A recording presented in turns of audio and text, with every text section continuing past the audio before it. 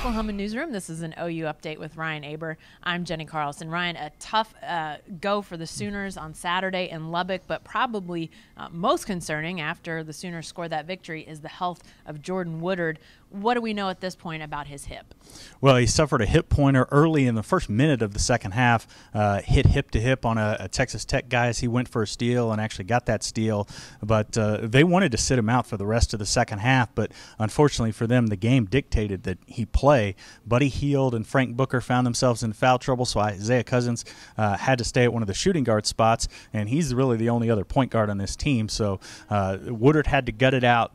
He's all right, but very sore. This off week comes at a perfect time for Woodard and the Sooners. Well, you mentioned the off week. No games during the weekdays this week. Sooners don't play again until Saturday, a game against TCU, a game that you would expect them to win after a full off week.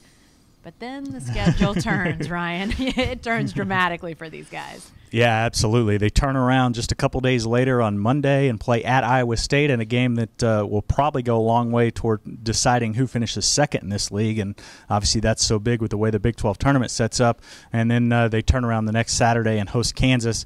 And regardless of where the Jayhawks are, that's a difficult matchup. Well, games against Iowa State have become almost instant classic worthy, and obviously against both of these in-state teams. Right, exactly. Surprisingly enough. And then obviously Kansas, they had such a great game up in Lawrence. What is going to be key to the Sooners to win those games? Maybe it's different things because obviously Iowa State, Kansas bring different teams to the floor. Yeah, it is a little bit different things because of the pace of an OU Iowa State game. But I think as much as anything, it's the play of Ryan Spangler and Tayshawn Thomas down low. Spangler especially really struggled early in Saturday's game at Texas Tech, and we saw how much Texas Tech offensively was able to take advantage of that. And you can't have that against Iowa State, especially the way that their bigs are playing inside. And obviously Niang creates all kinds of matchup problems. And then for Kansas, Perry Ellis, you've got to be able to account for him. And Spangler and Tayshawn Thomas are going to go a long way toward that. All right, we'll watch those bigs. Thanks, Ryan. Be sure to stay with the best coverage team anywhere at newsok.com and every day in the Oklahoman.